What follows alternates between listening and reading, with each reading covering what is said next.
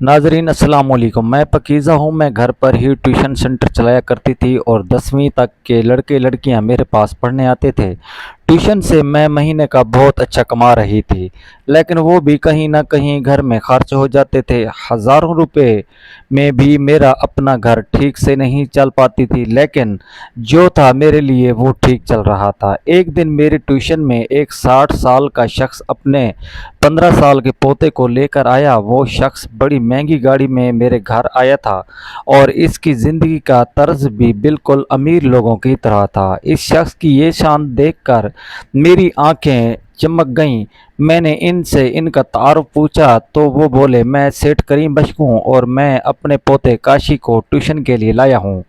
मुझे ये सवाल उठ रहा था कि वो शख्स इतना अमीर होते हुए भी अपने पोते को घर की ट्यूशन में क्यों लाया, जब शहर में बड़े बड़े कोचिंग सेंटर थे। मैंने इनसे वहीं अपने सवाल का जवाब मांगा। इस पर उन्होंने कहा, मैडम, अगर आप मेरे पोते को 15 साल का समझ रही हैं तो ये सुनिए, वो 15 साल का नहीं बल्कि 17 साल का है।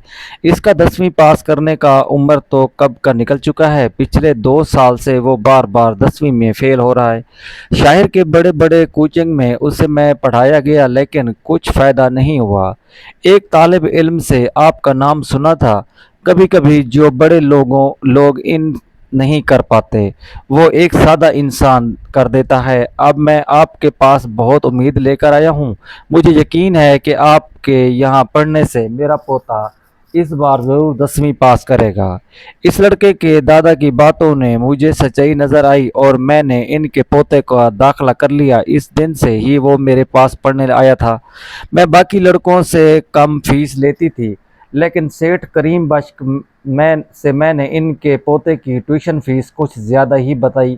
इस दिन दिन से उन्होंने उसे मेरे पास ट्यूशन के लिए छोड़ दिया। शायद ये पैसे इनके लिए तो मामूली बात थी, क्योंकि बाकी वालिदैन की तरह उन्होंने पैसे देने में कोई झंझट नहीं की थी।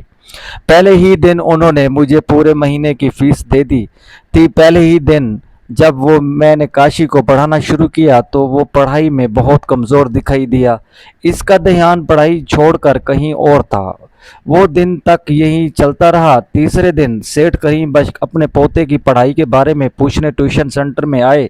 मैंने उनसे कहा कि आपका पोता पढ़ाई में बहुत कमज़ोर है, मुझे इस पर इजाफी मेहनत करनी पड़ेगी और इसके लिए फीस भी ज़्यादा लगेगी। इतने में काम नहीं चलेगा, आपके पोते पर ज़्यादा ध्यान देना बड़े पड़ेगा, इसलिए आपको महीने के ज़्यादा पैसे देने होंगे। इसके दादा ने कहा कि मैं तुम्हें इससे दुगने पैसे दूंगा, लेकिन मैं इस साल मेरा पोता 10वीं पास होना चाहिए।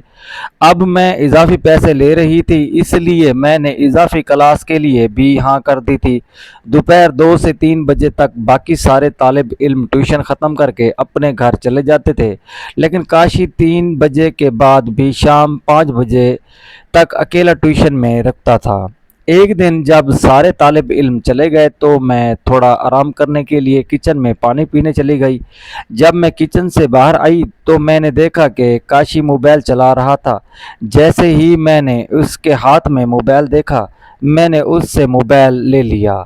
इसके पास जो मोबाइल था वो सादा नहीं था, बल्कि बहुत महंगा फ़ोन था। 17 साल के लड़के के हाथ में 1.5 लाख रुपए का फ़ोन देखकर मेरी आंखें चमक गईं। काशी बहुत ज़िद्दी था, ये मुझे इस दिन में समझ आया था जब मैंने उसके हाथ से मोबाइल वापस लिया। मोबाइल वापस देने के लिए वो ज़िद करने लगा। इस खींचातानी में मेरा दुपट्टा नीचे गिर गया और इसकी नज़र अचानक गलत जगह पर जा टिकी। इसकी नज़र को समझते ही मैंने उससे इसका मोबाइल वापस दिया और फ़ौरन अपना दुपट्टा संभाल लिया। काशी को छोटा समझती थी, लेकिन इसमें बच्चों जैसी कोई आदत नज़र नहीं आई। मैंने उससे इसका मोबाइल दे दिया और उसके बाद उसने उससे कुछ नहीं कहा। मैं उससे कहा, ट्यूशन ख़त्म हो गई है, अब घर जाओ।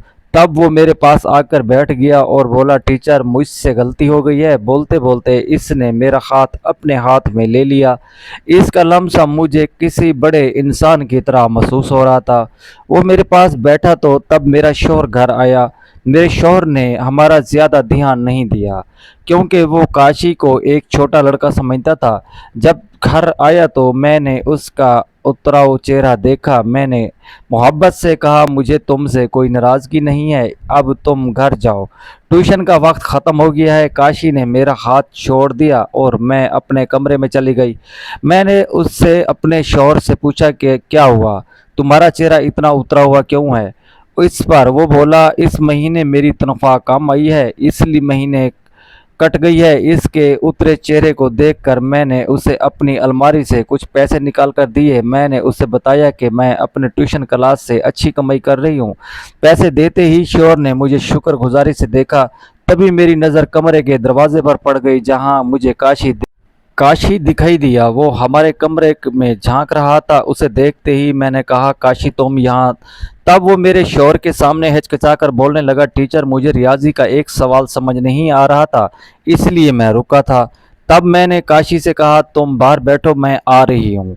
फिर मैं फ्रेश होने के लिए बाथरूम में गई और फिर मैं बाहर हाल में आ गई। मैं ट्यूशन लेना बहुत मुश्किल होता है, क्योंकि बच्चों की निगाहों में क्या आ जाए ये कहा नहीं जा सकता। हाल में आते ही काशी ने कहा, रियाजी में कुल समझ लूँगा, और फिर वो घर चला गया। और काशी की बात सुनकर मैं हैरान परेशान बैठी रही।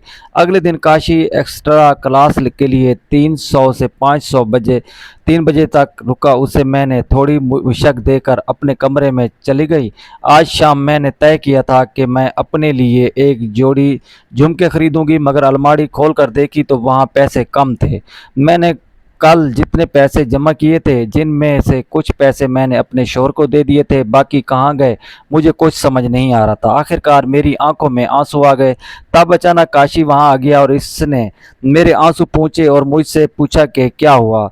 मेरा मसला सुनकर काशी अपने बैग से कुछ पैसे लाया और मेरे हाथ में रख दिए। मैंने जज्बात में आकर उसे गले लगा लिया, क्योंकि हालांकि मैंने जज्बात में बहकर उसे गले लगा लिया था, लेकिन काशी ने मुझे कुछ मुख्तलिफ तरीके से पकड़ा था। इसका लम्स गलत जगह हो रहा था। जब मुझे अचानक से इसका लम्स महसूस हुआ तो मुझे एहसास हुआ कि काशी अब छोटा नहीं रहा। मैंने फ़ौरन उसे अपने से दूर कर दिया। जब मैंने उसकी नज़र देखी तो मैं हैरान रह गई। मैंने इससे पैसे वापस ले लिए और उसे बाहर हाल में भेज दिया। इस दिन के बाद से काशी मुझसे और ज़्यादा करीब होने लगा। वो मुझसे हंसकर बात करने लगा था। ऐसे ही दिन गुजरते गए। कुछ दिन बाद जब मुझे फिर से पैसों की ज़रूरत पड़ी, काशी की नज़र फिर से फिसल गई। वो मुझे ऐसी जगह घूर रहा था कि मुझे अपने दुपट्टे का भी ध्यान नहीं रहा था। मेरी नज़र काशी पर थी, वो मर्द जो औरत के नखरे उठाता है और उसे खुश रखता है, इसी के साथ वक्त गुजारने की ज़रूरत की ख्वाहिश होती है।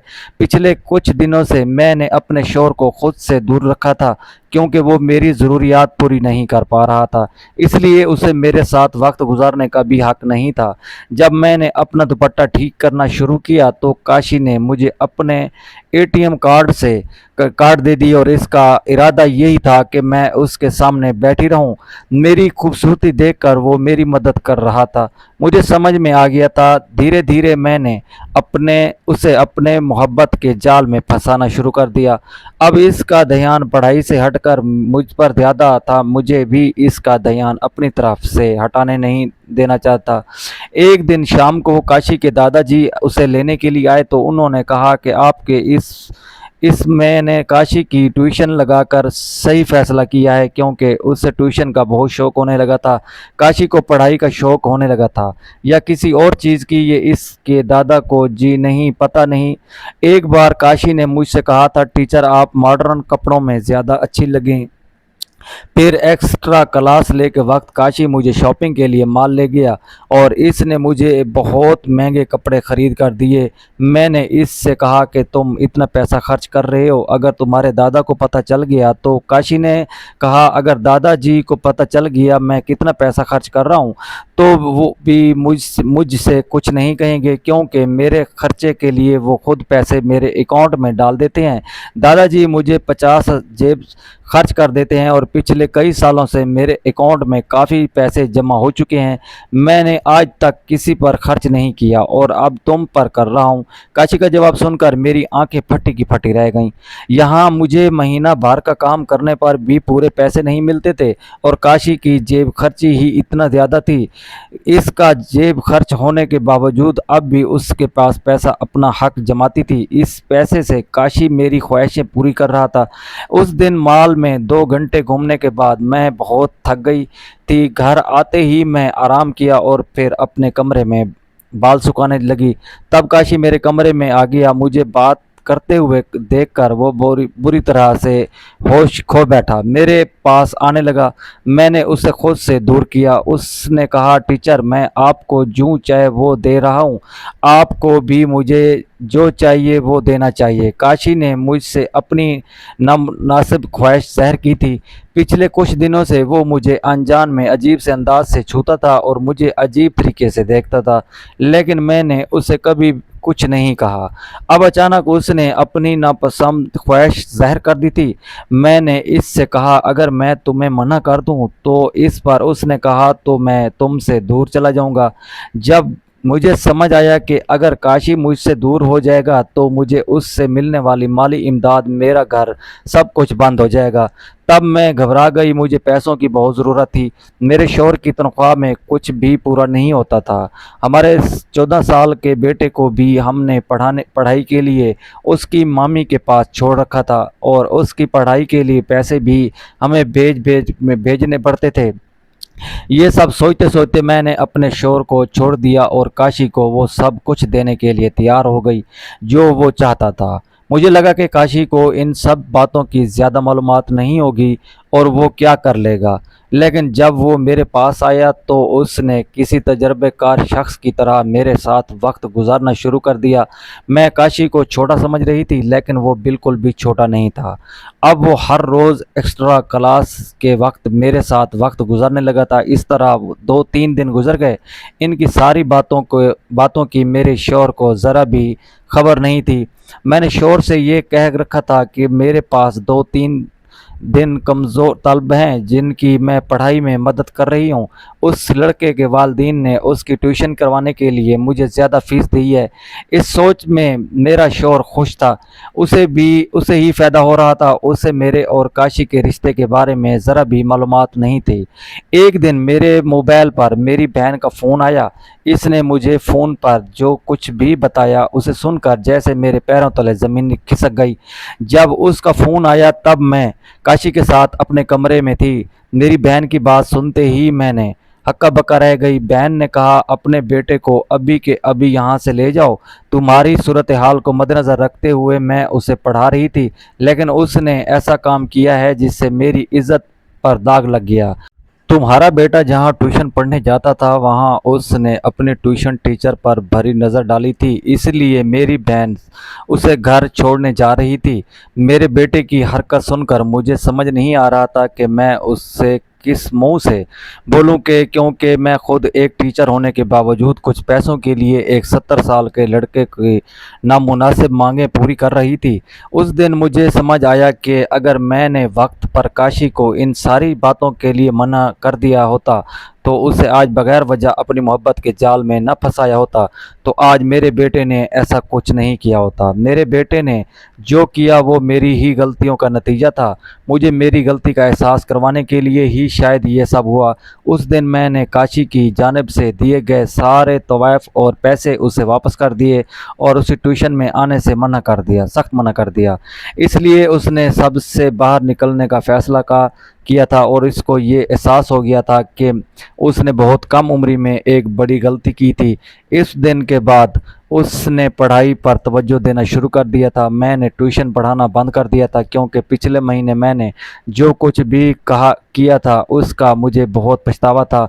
मैं उसे बार बार अपने शौहर से कुछ नहीं कह सकती थी और ना ही मैं अपने 14 साल के बेटे से आंखें मिला सकती थी। बेटे ने जो किया था वो गलत था, लेकिन मैं उसे किस मुंह से डांटूं। मैं उस दिन से ये ठान ली थी कि जो मेरे पास है इसी में खुश रहूंगी। پیسہ سب کچھ نہیں ہوتا، پیسے سے بڑھ کر ہوتی ہے اخلاقیات۔ میں اپنے بیٹے اور طلباء کو اخلاقیات دینا بھول گئی تھی۔ پیسہ کمانے کی دور میں نے اپنے اخلاق کو کھو دیے تھے۔ خدا نے میرے بیٹے سے غلطی کروانے کے لیے مجھے میری غلطی کا احساس دلوا دیا۔